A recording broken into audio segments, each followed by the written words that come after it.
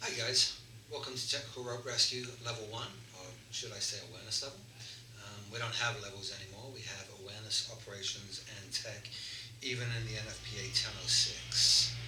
So we're going to go through the requirements for the initial arrival of a first-in truck at a technical rope rescue incident where it hasn't necessarily been identified from the outset that what you're responding to is a technical rope rescue in nature.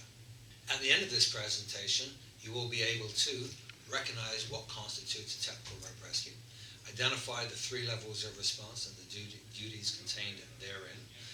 You will know the duties and limitations of the responders at the awareness level, know the appropriate PPE required, understand the hazards and hazard mitigation at a technical rope rescue incident, and know the requirements of setting up zones and performing site control. So what is technical rescue? Well, technical rescue is one of 18 disciplines defined by the NFPA 1670, in which I think Chase Sargent probably best described it.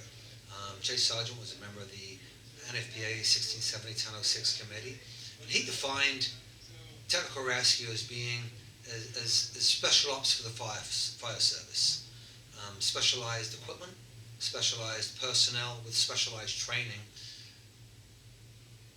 For technical rope rescue, that specialized equipment comes in the form of specialized PPE, harnesses for example, different helmets to what we normally wear on the truck, different gloves.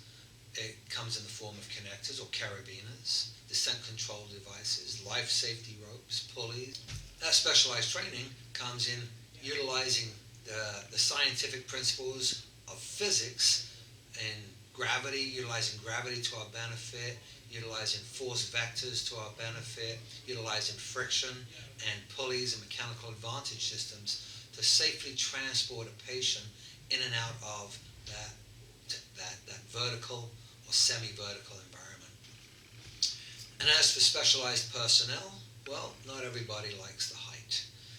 Not everybody can handle the natural built-in fears that we have towards vertical environments, the fear of falling. Same way with claustrophobia.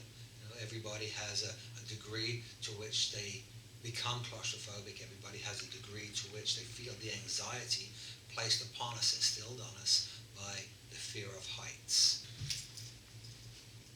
Many fire departments still don't recognize, however, when they've crossed the line from a regular response to a normal response into the realm of a technical rescue response. And it's very important that we identify that in the emergency response as quickly as possible so that we can get that next level of response coming. We need to recognize that technical rope rescue incident for what it is and ensure that we don't get over our heads and that we don't put our firefighters in harm's way by asking them to do things that they're not trained or equipped for. It's not that technical rescue in and of itself is any more dangerous than a structure fire. In actual fact, quite the opposite. There's very little more dangerous than being first in on a structure fire. However, technical rescue falls into that hazard curve paradox that we are familiar with of high risk with low frequency of calls. The problem with low frequency of calls is that we don't have that experience base in which to build our knowledge to support our training. Therefore, we have to make up for that lack of experience with additional training. We have to remove that deficit, so to speak, and increase our safety by increasing the amount of training that we have for technical rescue incidences. Okay, let's start by taking a look at the standards that govern technical rope rescue, or technical rescue in general for that matter. So what we have is the NFPA 1006, and the NFPA 1006 tells me, or you, the responder, exactly what it is, the skills that you're required to have. The skills, the things that you'll be able to do, and the knowledge base that you should have.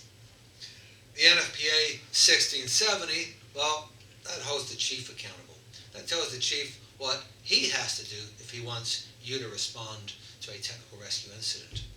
The NFPA 1983, that governs the equipment that we can use. and the NFPA 1858, that's a new standard, and that tells us how we take care and maintain and inspect that equipment. Then, of course, we have our Canadian standards, Section 21, 6-4 specifically being the Canadian standard for technical rope rescue. For the most part, that standard simply directs us to the NFPA 1006 and 1670 and says, for more information, look here. Okay, let's take a look at our two basic forms for technical rope rescue. We recognize we have awareness, operations, and technician level response. But in addition to that, we also have low angle response and high angle response. Low angle is defined primarily as any situation in which we require ropes, but the majority of our weight is on our feet, on the ground upon which we're standing. A high angle, on the other hand, would be anything, generally speaking, above 45 degrees, where the ground that we're standing on is supporting less than half our weight. Most of our weight is being supported by ropes and or auxiliary equipment and the harness that we're wearing. Obviously, the major concern, problem number one within the technical rope rescue environment is don't fall. Once we can mitigate that problem, remove that problem, reduce it as a concern, then that's most of the battle won. Just as important, however, as not falling is don't allow anything to fall on you. Helmets. Simplest solution.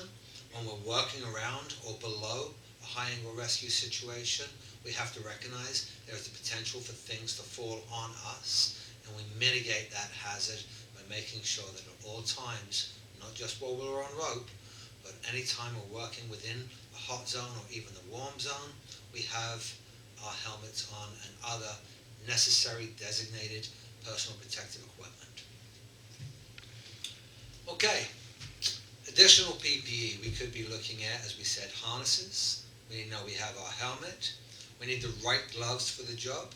That generally means rope rescue gloves. Generally doesn't mean firefighting gloves. Firefighting gloves tend to be too bulky, reduce tactile feeling and manual dexterity. Another glove that actually works quite well is auto extrication gloves. So if you don't have dedicated rope gloves, think about extrication gloves. All right, so we're on scene. What are our duties? What are our responsibilities? Just like anything else that we respond to in the fire service, whether it's a medical or a structure fire or a technical rescue, we start with our size up. Size up starts that morning. Yep, we all know that. It starts with dispatch. We receive that initial information, and it continues en route to the call.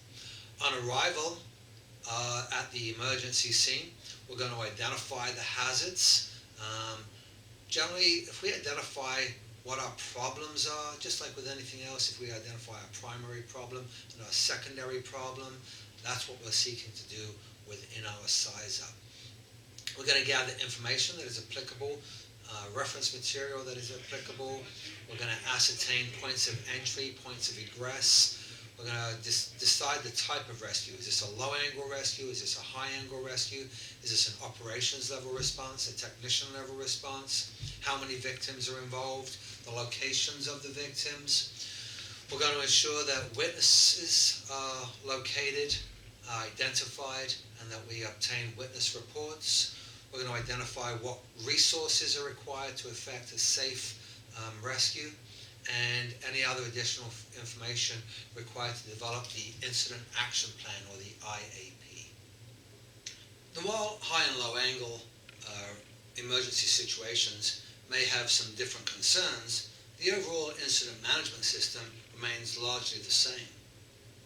Establish scene safety zones so that the markings are clearly identified and that the zones are recognized by others at the emergency scene.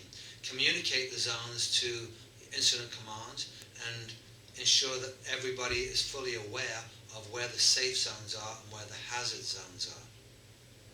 Identify if there are options to prevent the patient from coming to further harm, and of course, protect your firefighters.